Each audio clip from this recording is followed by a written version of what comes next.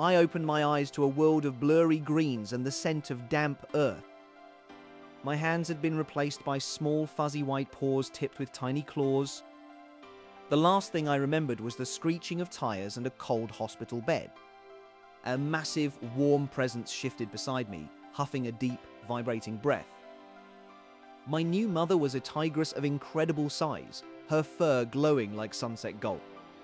I was the smallest of the litter, a pathetic white speck compared to my robust brothers.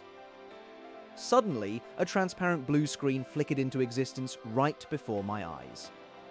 The text identified me as a level 1 divine beast with dangerously low health stats. A sharp pang of hunger hit my stomach, triggering a notification about the gluttony evolution path.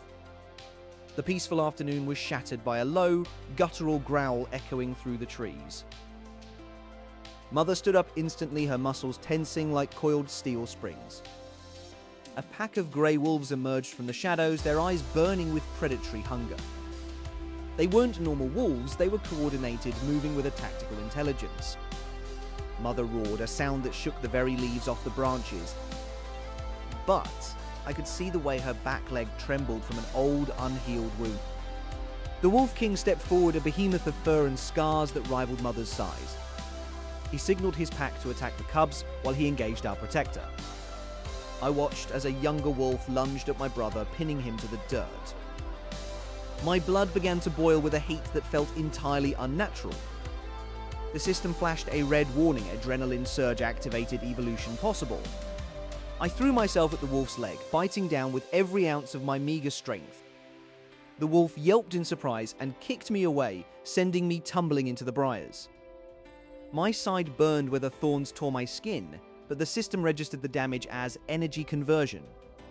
Mother was losing ground, her shoulder bleeding from the Wolf King's vicious bite. I saw a discarded piece of the Wolf King's ear on the ground, torn off in the struggle. The system whispered, "Consume the flesh of a superior predator to unlock Tier 1 evolution." Ignoring the iron-like taste of blood, I swallowed the raw meat in one desperate gulp. My body suddenly felt like it was being forged in a furnace of blue electricity. Bones lengthened and muscles expanded as my tiny frame doubled in size within seconds. I stood up, no longer a helpless cub, but an adolescent predator crackling with power. The Wolf King turned, his eyes widening as he sensed the sudden shift in the air. I moved faster than the eye could follow, a white streak across the battlefield. My new claws sank deep into the throat of the wolf, threatening my brother. The wolf didn't even have time to whimper before its life light faded. Now, I set my sights on the leader of the pack, who had dared to hurt my mother. The Wolf King lunged, but I rolled under his massive chest and slashed his underbelly. He crashed into the rocks, his dominance shattered by a cub he had ignored moments ago. With a final echoing roar, I sent the remaining wolves fleeing into the dark woods. Mother looked at me with a mixture of confusion and profound gratitude. But the system chime sounded again, warning me that the transformation was only temporary.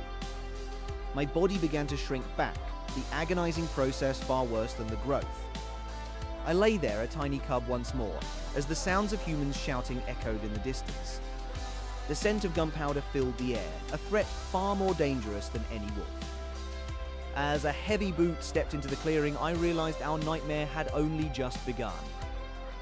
The heavy crunch of the poacher's boot against the dried leaves sent a shiver down my small, furry spine. I nudged my mother's side, signaling her to remain absolutely silent as the humans approached our den. The scent of tobacco and cold steel drifted through the air, clashing with the natural aroma of the damp earth. After an agonizing 10 minutes, the footsteps finally receded back toward the valley floor. I knew we couldn't stay in this territory any longer if we wanted to survive the coming weeks. My mother tried to stand, but her wounded leg buckled under her massive weight with a soft whimper. I needed a way to heal her quickly before the hunters returned with reinforcements. I opened the system interface to scan the surrounding area for any medicinal spiritual plants. A bright green icon flickered on my map, indicating a rare spirit whisk fern growing nearby. I slipped out into the night, moving like a ghost through the shadows of the giant pines. My ears twitched as I heard the rhythmic croak of a mutated bullfrog guarding the stream. I didn't have time for games, so I bared my teeth and let out a low, vibrating growl. The frog sensed my rising spiritual pressure and dove into the water with a panicked splash. I quickly bit the stem of the spirit whisk fern and felt a surge of vitality enter my mouth. Returning to the den, I dropped that herb in front of my mother and urged her to eat it. As she chewed, a soft golden light enveloped her wound, knitting the torn flesh back together. She stood up with newfound strength, letting out a soft chuff of gratitude toward me. We spent the next 3 days in deep recovery, hidden away from the prying eyes of the human world. During this time, I focused on my system, spending my accumulated evolution points on a new skill. I selected wind step pause to increase my movement speed and silence my footsteps completely.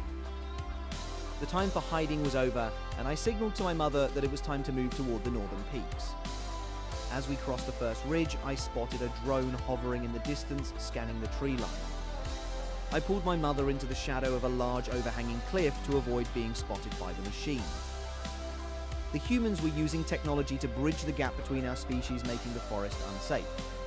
We pushed further north, where the spiritual energy was denser and the terrain much more treacherous for humans. A sudden roar echoed through the canyon, but it wasn't the sound of a tiger or a wolf. The ground began to shake, and a massive boulder was tossed aside like a pebble by a giant clawed hand. A new sorry brown bear, mutated to twice its normal size, stepped out into our path. I stepped in front of my mother, my small body appearing tiny against the mountain of fur and muscle. My system alerted me that the bear was a level 15 disaster class beast, far beyond my current strength. I didn't need to win a head-on fight, I just needed to create an opening for us to escape. Using my new wind step skill, I blurred into a streak of white light, darting around the bear's massive legs. The bear lunged, its massive claws missing my tail by only a fraction of an inch. I reached the upper slope and slashed at the vines holding the logs in place with all my might. The logs tumbled down in a thundering avalanche, burying the bear under a mountain of wood and stone. We didn't wait to see if it would survive. We sprinted across the gap and disappeared into the high-altitude mist. By the time we reached the northern valley, I felt my strength flagging from the sheer effort of the migration. A notification chimed in my mind announcing that I had reached the requirements for my next major evolution. I curled up in the tall grass, feeling my bones begin to shift and grow as the transformation took hold. When I woke up, I was no longer a small cub, but a powerful sub-adult tiger with stripes that glowed like neon. My improved senses picked up a strange sound, the crying of a human child coming from a nearby cabin. I crept closer, only to see the same massive bear from before, now more enraged and scarred, stalking toward the building. Inside, a young girl and her father were huddled by the window, completely unaware that the monster was upon them.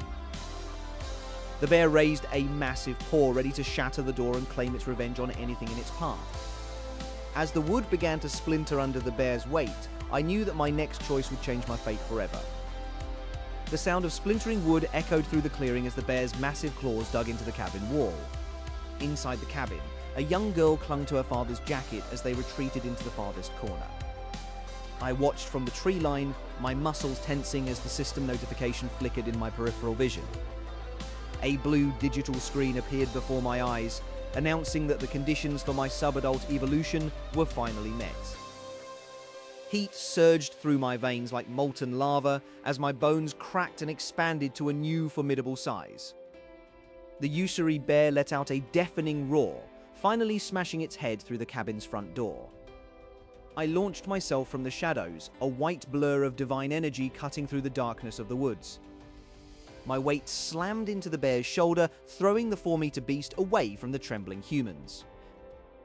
We tumbled across the dirt, a whirlwind of white fur and dark matted hides tearing up the earth. The ranger peered through the broken window, gasping as he saw a glowing white tiger defending his home. The bear stood on its hind legs, towering over me and blocking out the moonlight with its massive frame. I dodged a heavy swipe that would have crushed my skull, feeling the wind of the impact whistle past my ears. System, activate the Thunder Leap skill and focus all energy into my frontal claws. I sprang forward with explosive speed, my claws leaving glowing arcs of lightning in the night air. The bear cried out in agony as my electrified claws shredded through its thick, defensive hide. Despite its wounds, the beast swung its weight around, pinning me against a large oak tree. I felt the breath leave my lungs as the bear squeezed, its hot, foul breath filling my nostrils. I refused to die here, especially not when those innocent people were watching me for hope. I bit down hard on the bear's throat, triggering the life drain ability I had saved for a crisis. The bear's movement slowed as its very essence was siphoned into my growing body. With one final surge of strength, I threw the beast back and prepared my ultimate finishing move. Divine roar echoed through the mountains, a shockwave of sound that flattened the grass for 50 meters. The Usuri bear collapsed into the dirt, its heart finally stopping under the pressure of the divine strike. I stood over my fallen foe, my breathing heavy and my white fur stained with the dust of battle. The cabin door creaked open and the ranger stepped out slowly with his hands raised in a gesture of peace. I locked eyes with him for a moment, letting him see the intelligence and calm within my gaze. He whispered a thank you that was barely audible over the rustling leaves of the forest. The system chimed in my mind, confirming that I had gained the title of Mountain Guardian. I turned away from the human settlement, knowing that my path lay deeper in the wild mountains. My family was waiting for me, safe in the hidden cave I had prepared for our long winter sleep. The world was changing, and spiritual energy was returning to the land in waves of blue light. I was no longer the weakest cub, but a sovereign of the forest who could protect those who could not protect themselves. The poachers would never dare enter this mountain again as long as my roar echoed through the peaks. I reached the cave and felt the warm nuzzle of my mother, who no longer feared for my survival. My siblings tumbled around my paws, playing with the glowing runes on my fur that they now saw as a symbol of safety. I thought back to my human life, realizing that this second chance was more meaningful than I ever imagined. My purpose was clear: to lead the evolution of all beasts and maintain the balance between man and nature. I lay down and closed my eyes, the system interface finally fading away as I embraced my true identity. The mountain was quiet, the only sound being the rhythmic breathing of the tigers and the distant song of the wind. I had evolved from the weakest cub to the divine king, and my legend was only just beginning.